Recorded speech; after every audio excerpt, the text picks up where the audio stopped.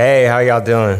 Oh, no, it's so great to be here at Playtopia. It's been like a wonderful experience for me. It's my first Playtopia. I don't know if it's anybody else's first Playtopia, but there we go. But yeah, it's been for me, and yeah, it's just been a blessing to see the creativity, the community, no pun intended, and the energy. So yeah, we're gonna talk about the art of community, creating connection across digital and real life spaces. Some questions that need answers. Who am I? What is the art of community?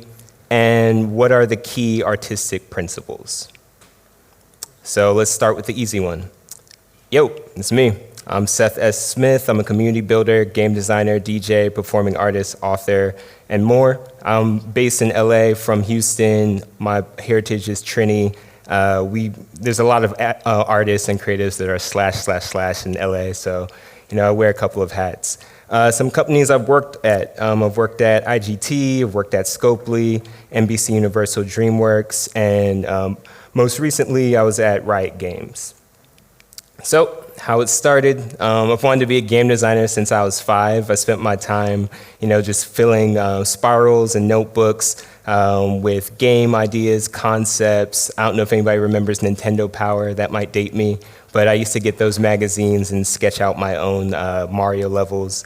And then I ultimately went to Savannah College of Art and Design in Savannah, Georgia, and majored in game development.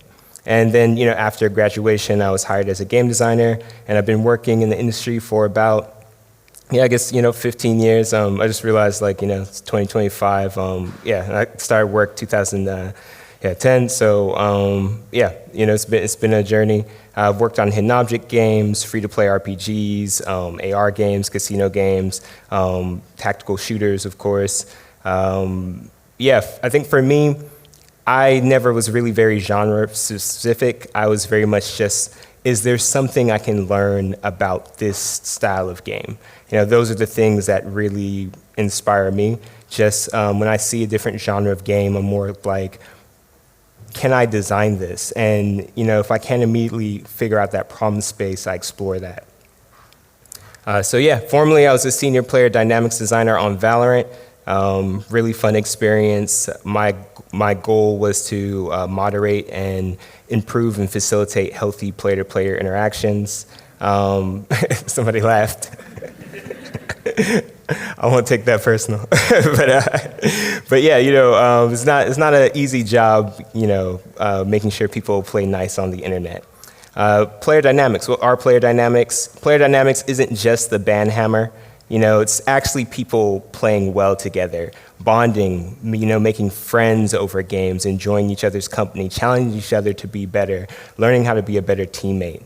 The overall definition is the craft of helping people play well together in games and social systems. Designing for multiple minds is one of the favorite ways I like to describe it. And at Riot, is a subdiscipline of design. While I was at Riot, back in the day, basically I would spend my day looking at problem spaces and opportunities to improve healthier interaction between players. And I'd brainstorm those concepts, I'd write design docs, and I'd lead the player dynamics design vision. Player dynamics covers a wide space. There's integrity of play, there's communication, safety, social bonds, the possibilities are very vast. Integrity of play in traditional sports, could look like a referee, handing out yellow cards or red cards. Communication as a team, huddling up to navigate a particular play. Safety, of course, is just making sure both spectators and athletes have the health care that they need in emergencies. And social bonds is how you form connections with the people who you play with and everything that goes on in that community, whether you're a spectator or an athlete. Here I have a picture of runners. I used to be in a run club back in the day, but at the front of the run club, of a run for a run club, you had the person who would set the pace, and then in the middle you had people just of course, following the pace setter, and then at the back you had the person who was a sweeper to make sure no one got left behind. And in those type of roles that we see in play are a big part of player dynamics. Of course, like in Valorant, integrity of play could look like AFK detection systems. Communication is, of course, voice chat, text chat. Safety is any sort of interventions to prevent people from engaging in disruptive behavior when they've disrupted or offended too much, bans, key restrictions, etc. And social bonds is, of course, the ability to add friends, invite to party, etc. So for this, let's just say I just picked out a couple of behavioral areas as an example. There's participation, integrity of play, communication, player connections. We'll just focus on communication for this bit. And of course, those are behaviors that are associated with sending and receiving information to players. So how I would break this down is there's antisocial behaviors and then there's pro-social behaviors. So comms abuse, noise pollution, when people are just like blaring like music in comms, inappropriate names, those are of course antisocial. They cause people to feel uncomfortable or unwelcome in that space. Pro-social, compliments, it's always good, when somebody's like, nice shot, good job. Coaching, being able to keep a cool head even when you're frustrated with your teammate and tell them to hold that angle. Tactical call-outs, letting people know when it's time to rotate, etc. Those are all what we consider healthy interactions, and that's what a player dynamics designer does is they facilitate those healthy interactions while de-incentivizing the disruptive ones. Generally on two opposite spectrums, there may be a role model player, and that's the player that's doing everything that you want. They have a motivation to share intel. They are, giving quick and relevant tactical call-outs, and, they're coaching the team, they respect players, and, they help people get better. And then you have a disruptive player who may be engaging in harassment, hate speech, bullying, sexual harassment. They're offensive to players, and they distract from the positive competitive spirit of playing the game. And what we would do with like a lot of our systems is we would design systems to, of course, detect those types of behaviors, and once they're detected, escalate those behaviors, intervene on those behaviors, and then we'd also have systems that encourage and facilitate the pro-social behaviors as well. So in player dynamics, that's a larger umbrella. There's team dynamics, how you are interacting with your team, and then there's community dynamics, how you're interacting with your audience. Whether it's spectator interaction, whether it's like facilitator. Of course, Riot would be the facilitator in that instance, and so would the player dynamics design team.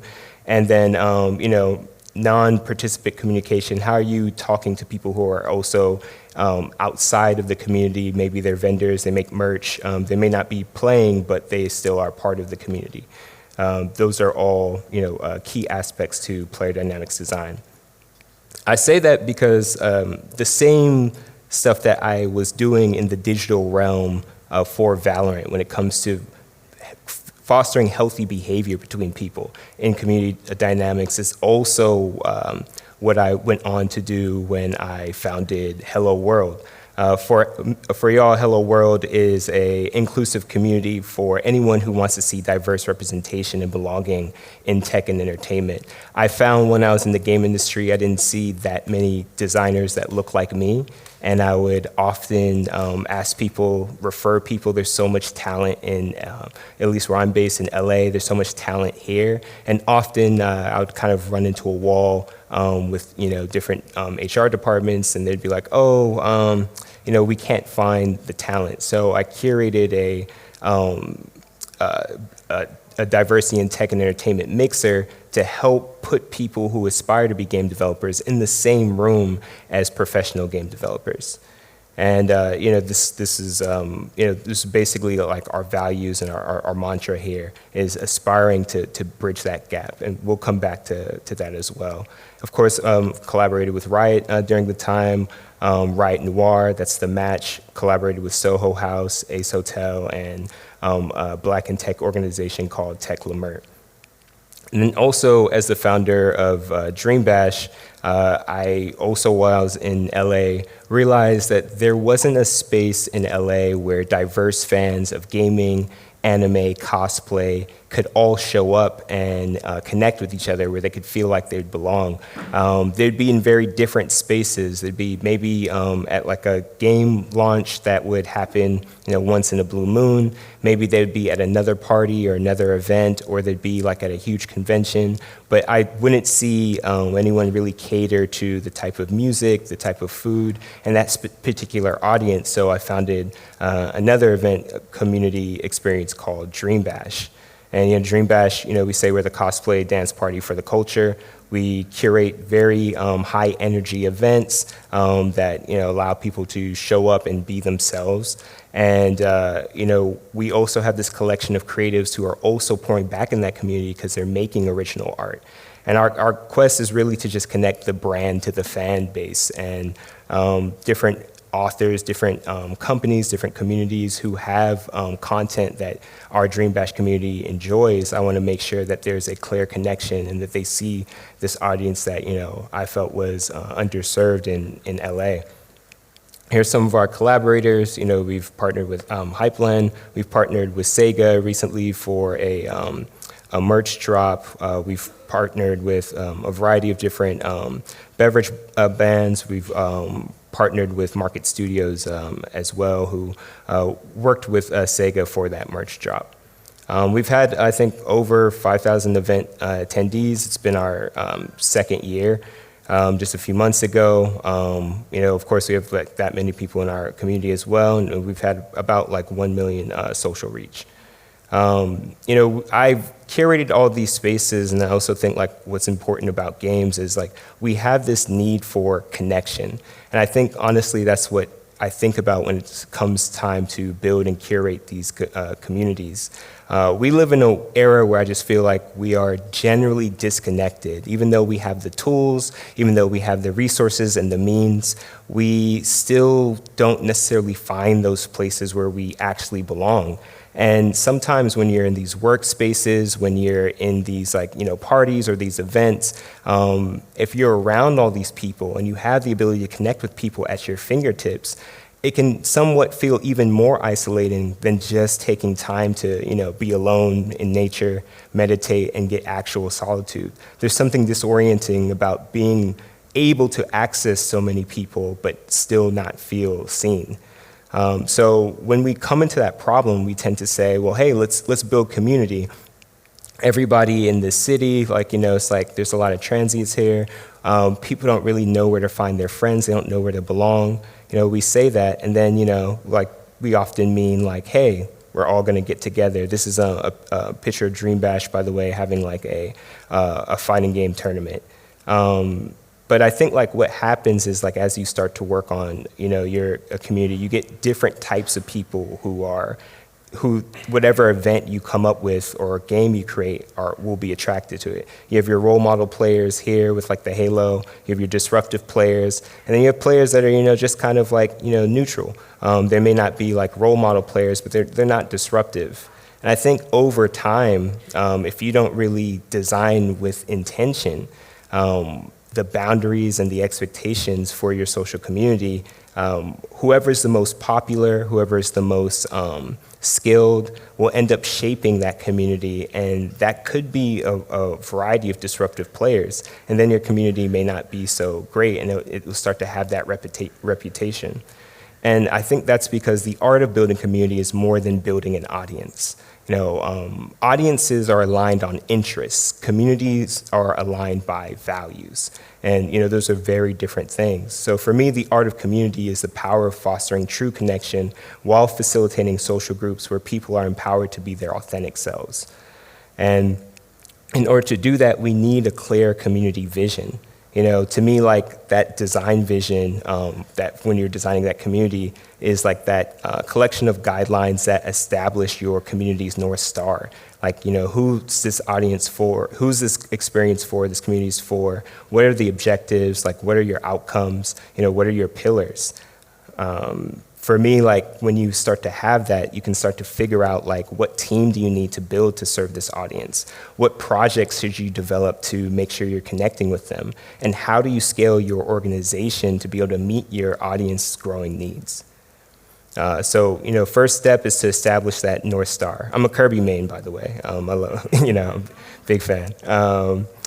For me, like my North Star was I wanted to create shared experiences that foster safety, connection, empowerment, and belonging. And I believe that's why I've always been very genre agnostic, because regardless of the genre, you have a community, whether it's spades, whether it's like bones, whether it's Yahtzee, whether it's like, Street Fighter, whether it's like Pokemon, there's a community around that. And that's really what I care about. I'll learn the game, but I'll learn the game because I love the people.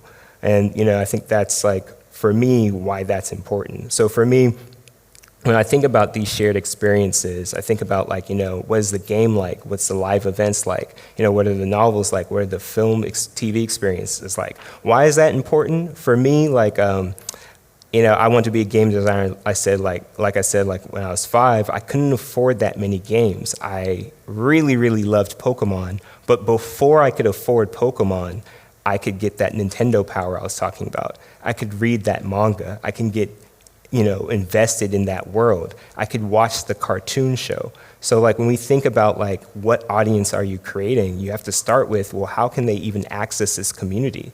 If they need an expensive high-end PC to play the game and fast internet connection, you've already made your first community decision.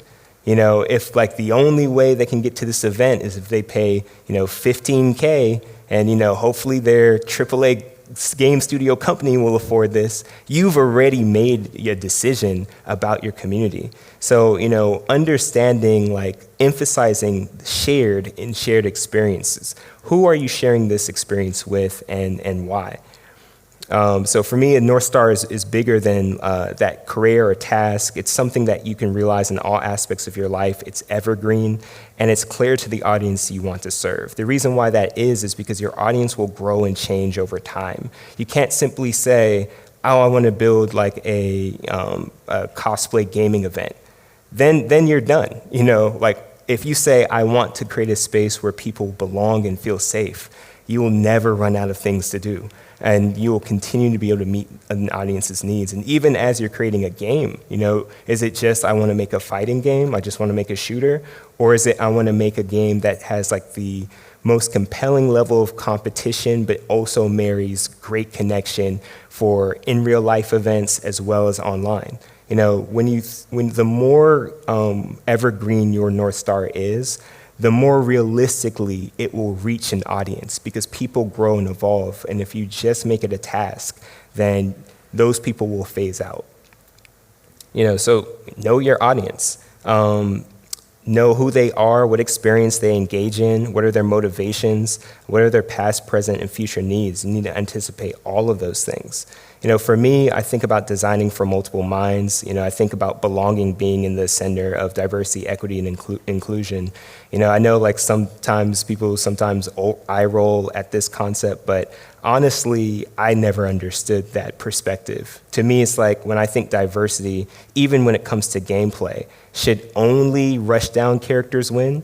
Or like should grappler characters be balanced? It's more than just like, oh, like what's my background? It's different play styles, it's different ways of thinking, it's different ways of understanding that experience. Inclusion, do you like being a part of community events or game studios that don't care about what players think?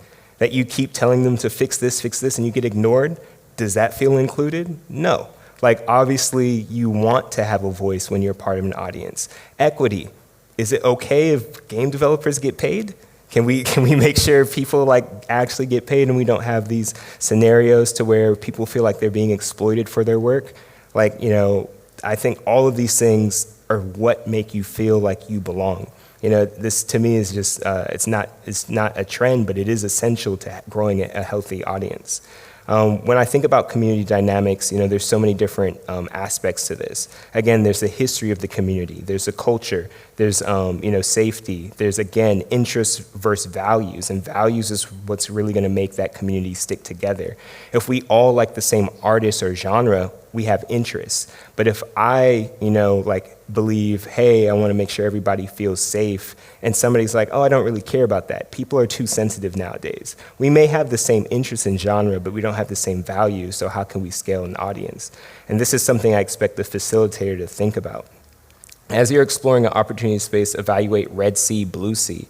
Blue sea being like, there's not many experiences like this. This is what was the case for Dream Bash in at least the West Coast. We didn't have that many spaces. Red Sea would, of course, be trying to make a military first-person online shooter. There's a lot of those. Who are you making this for, and how can you meet their needs? And in both of these, you have to mitigate particular risk. When I think about knowing your audience, it's then knowing your team. Does your team have the craft expertise and the audience trust and empathy, and do they understand the market well enough to actually connect with this audience? The team you make is essential to being able to connect with people. Also hiring, firing, and promoting, that demonstrates your values. If somebody is cheating or hacking your particular game, or if they're saying offensive stuff online, but they're part of your, in real life event organization, and you don't, address that, that's going to diminish audience trust. But at the same time, if there's somebody that's always saying affirmations and positive things online, and you hire that person, that again builds audience trust. For Valorant, of course, they have the community code, and compete to win together, commit to respect and empathy.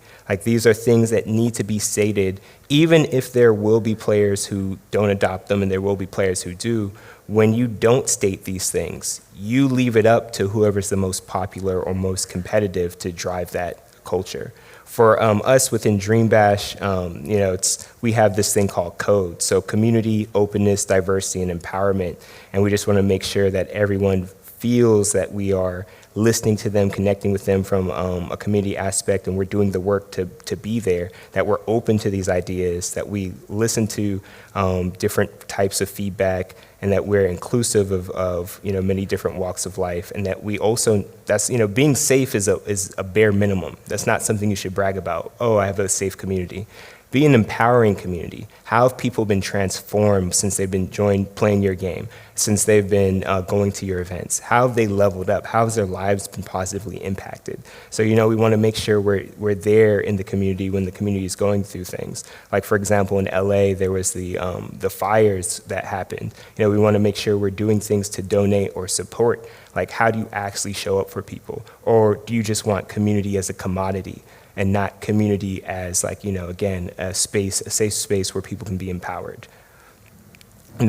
Establish those community pillars, be very clear about your vision, and those will help you filter opportunities that are misaligned. We've been reached out to many times by communities or different events that I'm like, oh, they don't really align with our brand. They're not going to value our community. They really just want sort of the social look or the social proof of this. And that's stuff we filter out. We will look at what have you done for this community if you're asking us to collab in the past year. Being honest with your team, giving them healthy feedback systems, safety, belonging rituals so they can feel free to vent with you. If your team doesn't have that sense of belonging, then you won't be able to scale that past your team. And then in terms of that, finding live events, places to get sentiment, doing content that resonates with your audience, those are all essential, to connect with people. And then again, having those audience conversations with the people who run that organization. So with that in mind, I want to talk about what are the key artistic principles, because we are talking about community and building community as an art form, not just simply a task, not just simply a goal, but something that requires a lot of intention and a lot of thought. And in order to be successful, I feel in that particular arena, we need to make sure we're guiding that aspect. For me, when it comes to this, whether it's online or whether it's in real life, my overall philosophy that is it's going to start again with your vision. It's going to start with your knowledge of your audience, and it's going to start with your willingness to Hold yourself accountable when you fall short of that North Star or that vision. You will mess up. You are human, I'm human. Like, there will be mistakes made. And it's easy to down spiral or to, to lose courage or to be disheartened when those things happen. A good example from my perspective is like with Dream Bash, and this is like where, in real life meets online. We did this event called Anime R&B, and I appreciate that. So, I even with with almost anything I'm working on, I'm always improving it to like the very last minute, and that could or could not, because it will be done. It'll be a solid concept. I said it. I was like, anime R&B guys, we're gonna do this. Everybody's like, I like it. It's cool. And I'm always like, but how can I get it better? How can I level it up? I went to a Miyazaki museum, big Studio Ghibli fan, and just on the wall, it was like, every day, how do you improve? So like every day when I have a task, even if I'm good with it, I'm like, okay, how do we level this up? So we had anime R&B. We were obviously going to do it during Valentine's Day. We're obviously going to have like R&B DJs, and we're having people cosplay, like, as like, in colors of red themes, and we're having people cosplay, as favorite characters that have love interests, and we're going to have a couples cosplay competition and a couples gaming competition.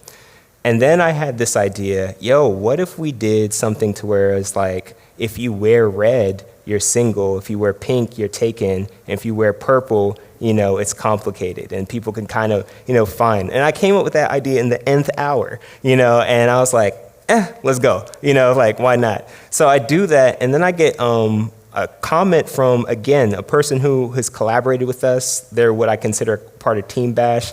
They put, us on blast on our page, and they're like, oh my goodness, y'all can't do this last minute. Like, I'm in a relationship and I was going to wear red and I'm not single. And then they're messaging me on the side. I guess maybe they realize like, oh, I know this guy. Like, I could just call him, but and then they message me on the side and they're like, da, da, da. And I'm like, I have to like, what started off as an innocent idea was like, oh, this has real world implications on my audience. I could be defensive. I could say, well, hey, don't wear red. Or, I could be like that. Or I could go back to my North Star.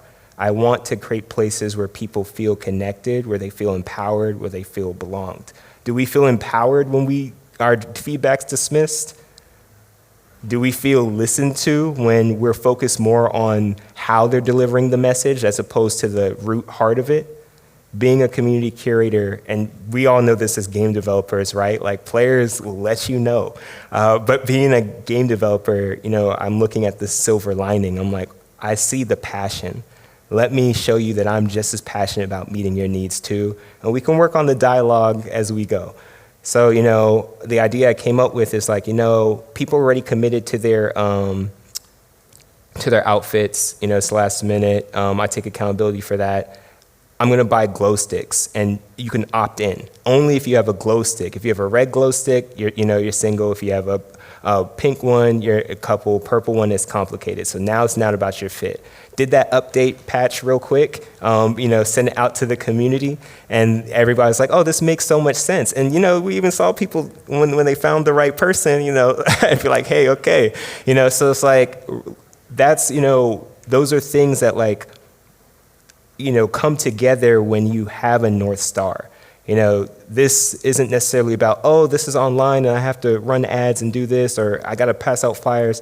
This is about whether you are online or in a room with somebody. You feel connected when you feel heard. So, for me, those key artistic principles are safety and belonging first. You have to be safe. You cannot belong if it's not safe. You have to be safe first. We have to have insurance, security, everything. And then you need to belong, and that again means diversity, equity, and inclusion. Same standards, higher expectations. If you're on the team, you will get fired or laid off if you are disrespectful. In the same way we would ask a person to leave our party. Same standards, but we have higher expectations for you. So, there may be more consequences. No consequence without communication. Always have to be able to say, these are our rules, these are our values, this is our North Star. And this is why we're doing this. Reform, not revenge. Our goal is not to engage in revenge. We don't like being petty. We don't like dunce cap effect. We'd rather say, hey, you did this thing, you said this thing, it wasn't the kindest, this is not what our space is about, we want you to reflect. So that overall, for me is how I've navigated this space and what I think is the biggest takeaway, I think, from connecting people in digital and real life spaces is the most important thing is belonging and connection can occur everywhere in different mediums, in different days, in different experiences. But that sense of feeling like you are loved and you're cared about and people are invested in you being here and want to see you empowered, that's universal.